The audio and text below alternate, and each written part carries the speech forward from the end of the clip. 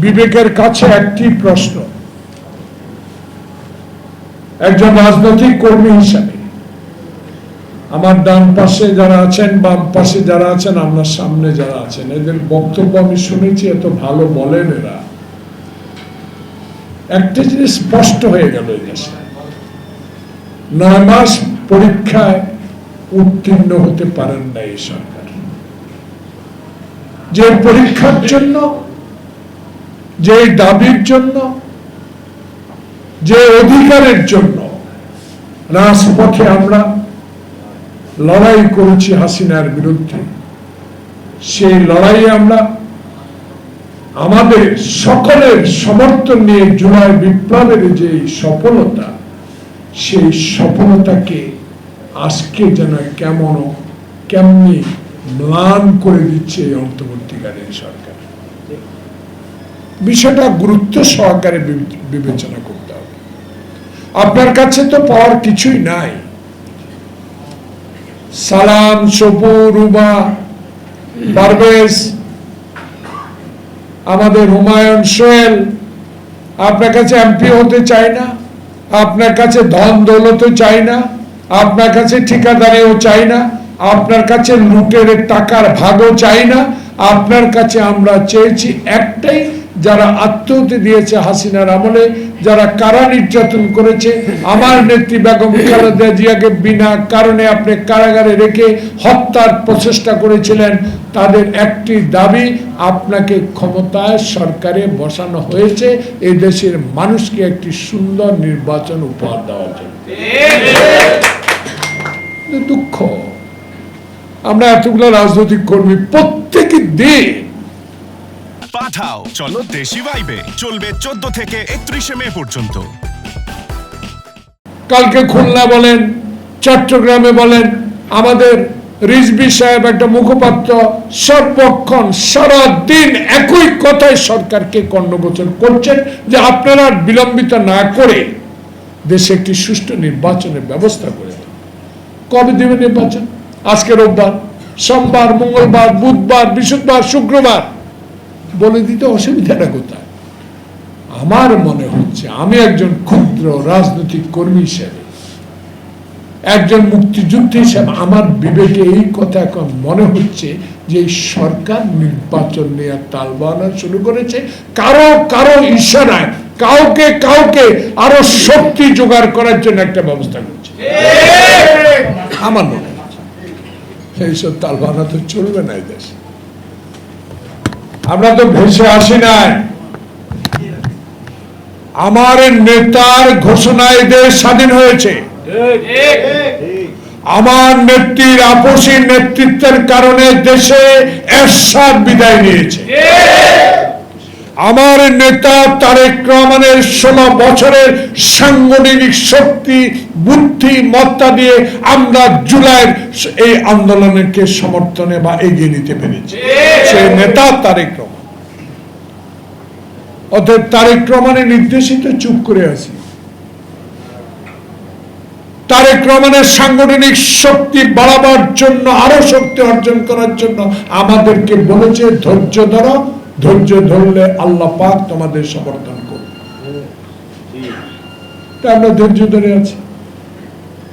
সেই ধৈর্যের ফল যদি হয় নির্বাচন বিলম্বিত, তাহলে সে ধৈর্যের বাদ তো আমরা ভেঙে যাব, কেউ রুখতে পারবে না। হাজারো বড় যদি মির্জা ফখরুল ইসলাম, আব্বাস, গয়েশ্বর, আমির খসরু, বাবু গয়েশ্বরচন্দ্র রায় সবাই যদি চিৎকার দিয়ে আমাদেরকে বলে যে এখন চুপ করে থাকো, আমরা চুপ করে থাকবো না, কারণ নির্বাচনের জন্য আমরা মাঠে নামবই। যদি সময়মতো তো নির্বাচন আপনাকে দিতে হবে। আর কত সময় কাটবেন? কালকে পত্রিকা দেখলাম 90,000 কোটি টাকা এই কয়েক মাসে আবার নাকি লুট হয়েছে। কারা বলেন ভাগ বাটোয়ারা?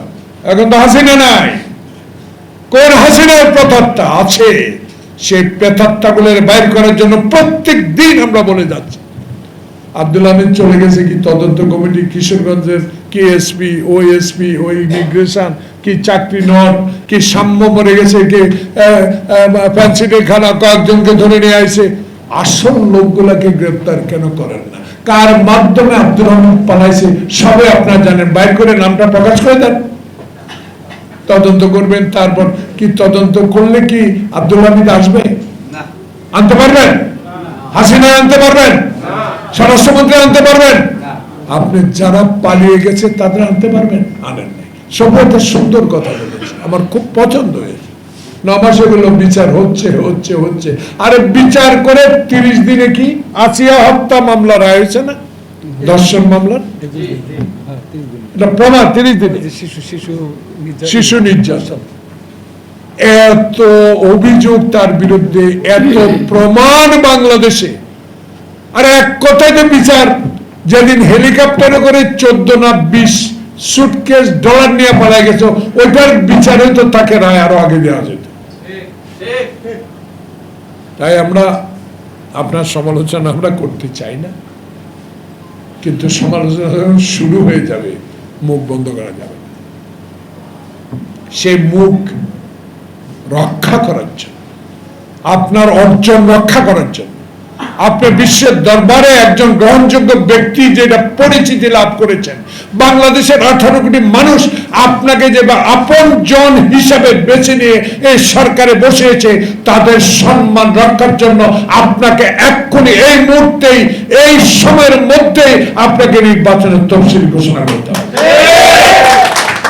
অনেকে বলে নির্বাচন বলতে বলতে নাকি আমাদের নেতাদের মুখে দিয়ে থুতু বাইরে। আরে আমরা তো নির্বাচনের কথা বলি, আমরা তো অনেকে তো নির্বাচনের কামে শুরু করে দিয়েছে, অনেকে তো প্রার্থীও ডিক্লেয়ার করছেন। আমরা তো ইনশাল্লাহ আমাদের এক এক নির্বাচন এলাকায় ডাইনে বামে যারা আছে ইনশাল্লাহ এক এক নির্বাচন করে 20 জন আছে না? সেটা ঠিক করবে নেতা, কিন্তু আমাদের বক্তব্য হলো আগে নির্বাচনটা দেন।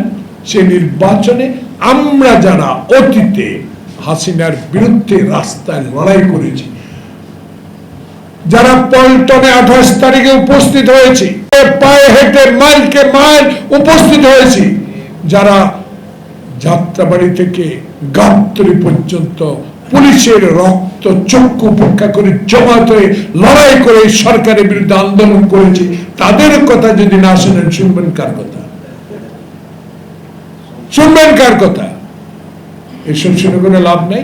আসুন আপনার সম্মানে আপনি সম্মান নিয়ে থাকেন, আমরাও যেন তারেক রহমানের সেই বলেছে আমি সরকার গঠন করার জন্য নয়, ক্ষমতায় যাওয়ার জন্য নয়, আমি বাংলাদেশে মৃত ব্যক্তির ভোট বন্ধ করে সুষ্ঠু নির্বাচনের মধ্যে দিয়ে জনগণের রায় যেই দল ক্ষমতা আসবে তাকে আমি সমর্থন করব। অতএব আসুন একটা নির্বাচন তারিখ ঘোষণা করুন। সবাই ভালো থাকুন। আসসালামু আলাইকুম ওয়া রাহমাতুল্লাহি ওয়া বারাকাতুহু।